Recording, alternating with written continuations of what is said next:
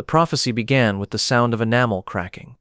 4-year-old Ivy Thompson stood on the Britain's Got Talent stage, her tiny voice cutting through the studio silence with surgical precision. Lies rot everything they touch, Mr. Cowell. And you've been telling lies for so long that the rot is starting to show.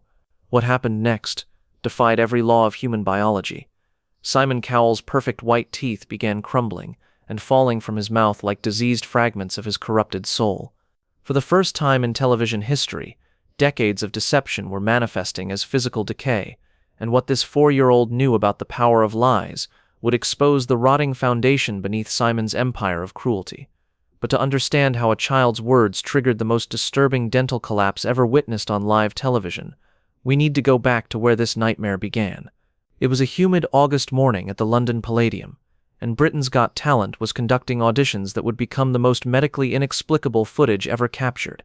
Simon sat in his familiar position of power, that practiced smile revealing the perfect white teeth that had become part of his intimidating arsenal, ready for another day of weaponizing words against hopeful dreamers. The morning had been particularly vicious. Simon had told a teenage singer her voice was an insult to ears everywhere, dismissed a young dancer as proof that some people shouldn't move in public, and suggested a child comedian try silence, it's funnier than your material.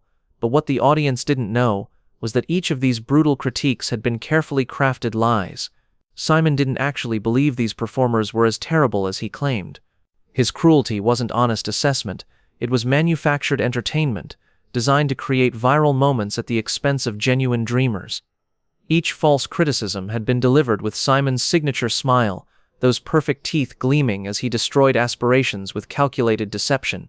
Next up, announced the production coordinator, we have Ivy Thompson, age 4, from Edinburgh. She says she can tell when people are lying. Simon barely glanced up from his notes. 4-year-olds claiming to detect lies usually meant they'd caught their parents eating cookies after bedtime. He prepared himself for 3 minutes of adorable observations that would require an indulgent smile. But when Ivy Thompson walked onto that stage, the atmosphere in the studio immediately shifted. She moved with an unnatural focus that was unsettling in someone barely out of toddlerhood. Her strawberry blonde hair was pulled into tiny pigtails, and her bright blue eyes held a clarity that seemed impossible for a 4-year-old. She wore a simple yellow dress, but there was something about her presence that commanded serious attention. More disturbing was her behavior. While most children were overwhelmed by the massive stage and bright lights, Ivy was staring directly at Simon with the intensity of a detector searching for hidden contraband. "Hello there, little one," Simon said, his voice taking on the patronizing tone he used for very young contestants, his perfect smile flashing those immaculate white teeth. "Ivy Thompson," she replied, but her voice carried no childish excitement. It was steady, serious, almost clinical. "And you're 4 years old?" "Yes, Mr. Cowell, and I can see lies when people tell them." Simon's eyebrow raised with amusement, his teeth gleaming as he smirked. "Oh really? And how do you see lies, Ivy?" Ivy tilted her head, studying Simon's mouth with disturbing intensity. "Lies make people's teeth look different, Mr. Cowell. They get darker and start to smell funny." The studio audience found this charming, some people chuckling at the 4-year-old's innocent explanation. Amanda Holden smiled warmly. Alessia Dixon leaned forward with interest. David Walliams was already preparing to be enchanted, but Simon felt something else, a strange tingling in his mouth that he couldn't explain. "And what do you see when you look at my teeth, Ivy?" Simon asked, flashing his famous smile wider. Ivy's face scrunched up with genuine revulsion.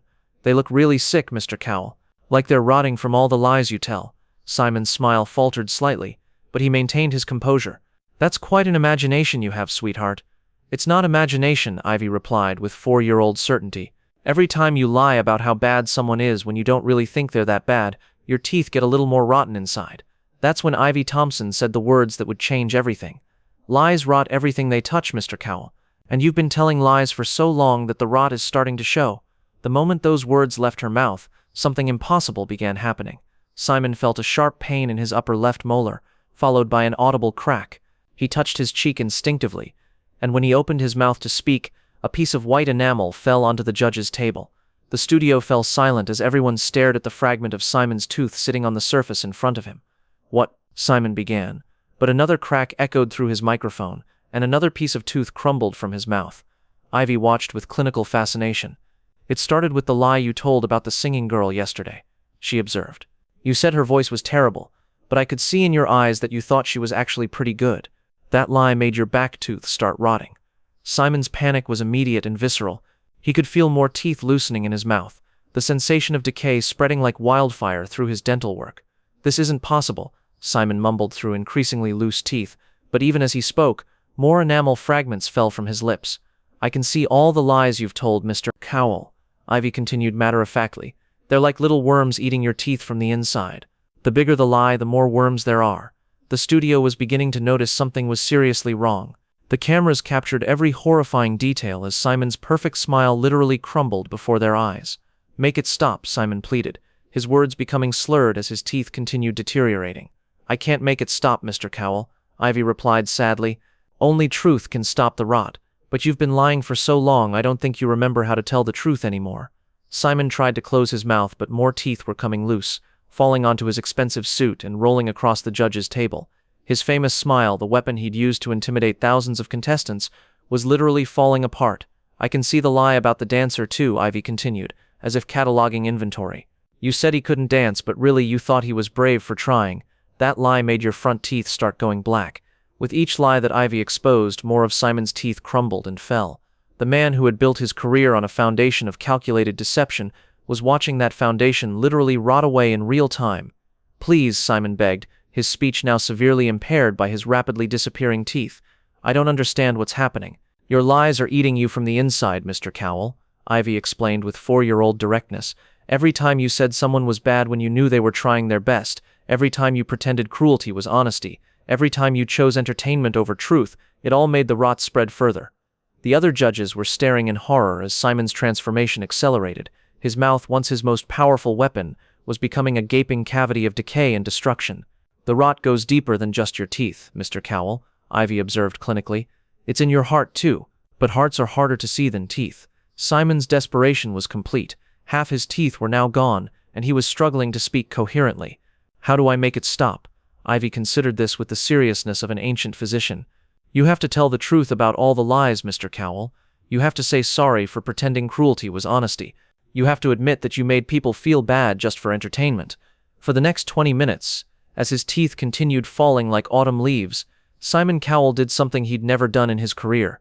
He told the truth about every manufactured cruel comment, every false critique designed for drama rather than genuine feedback, every lie he'd told in the name of entertainment. "I lied about the singer being terrible," he admitted through his toothless mouth. "She was actually quite good. I just wanted to create a dramatic moment." With each honest admission, the decay slowed slightly. "I lied about the dancer having no talent," Simon continued. "He reminded me of myself at that age, trying so hard. I was cruel because I saw my own desperation in him." Gradually, the relentless crumbling of his teeth began to subside, but the damage was done.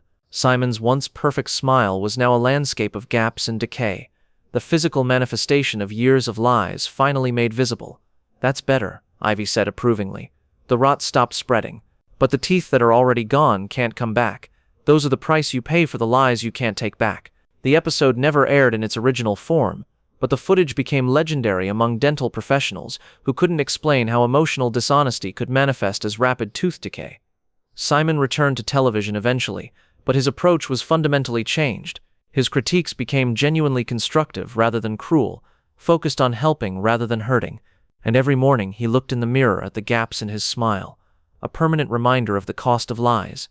The 4-year-old who could see lies had taught Simon Cowell the most visceral lesson possible, that deception doesn't just hurt others, it rots the liar from within, tooth by tooth, lie by lie, until nothing authentic remains.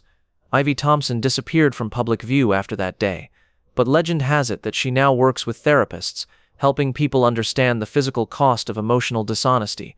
Because as she had demonstrated with devastating clarity, lies don't just hurt the people who hear them, they rot everything they touch, starting with the person who tells them, and sometimes the body's wisdom is more powerful than the mind's deception, even if it takes a 4-year-old truth detector to make that wisdom physically manifest through the simple act of watching perfect teeth crumble into perfect honesty.